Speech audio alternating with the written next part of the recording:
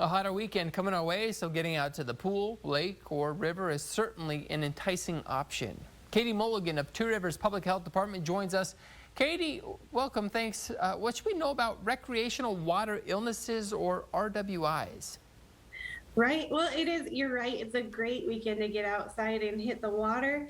And we just want you to be safe. So there's a ton of communicable diseases that are in water, like Giardia, Cryptosporidium, Shigella, E. coli. And we just want everyone to be safe and make sure they're safe in the water.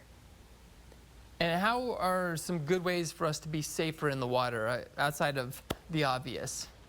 Right. Well, our favorite obvious suggestion is make sure you're clean. So if you're clean, you're not contaminating the water. If you're getting into a public swimming pool, make sure you take a shower, get any signs of pee, poop, sweat, any of that dirt, get all of that off of yourself. If you're in recreational water, just know that you're walking into that and don't get it in your mouth.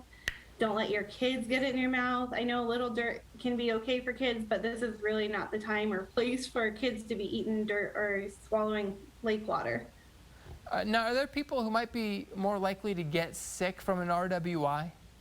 Yeah, it's like any other illness. So generally, people who are really young, immunocompromised, or really elderly are going to be the most sick. But all of these illnesses kind of tend to either give you a rash or diarrhea. And I don't know about you, but I'd rather not have either one of those things, and they're going to make anybody miserable. I would certainly be on the same side as you, looking out for those situations. My son is 4 years old, so we have kind of hammered home, you don't go potty in the pool. Why is it so important that we don't do that, even if it's just number one? Right. So it can cause things like pink eye. You don't want any other person to get ill from something that might be in your body. Like I have a 4-year-old and she loves to fish. And so we have to talk about, well, you have to wash your hands because you just touched lake water and like don't get that in your own eyes. So it's really just, knowing about yourself and what you might be transmitting and knowing what could be out there. And it's just about, we love to share, but we don't love to share germs, and we definitely don't want to share them with diarrhea. So it's hard being a parent, but definitely it affects everyone. Certainly, certainly. And then finally, outside of the RWI, is there any other safety tips we should be aware of heading into this weekend when there's going to be lots of temptations to get out to the water?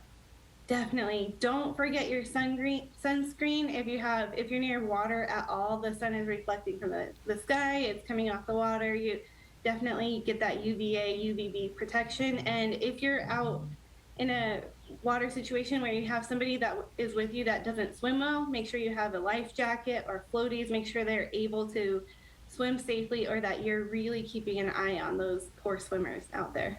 Great. Thank you, Katie, and a wonderful weekend to you. You too.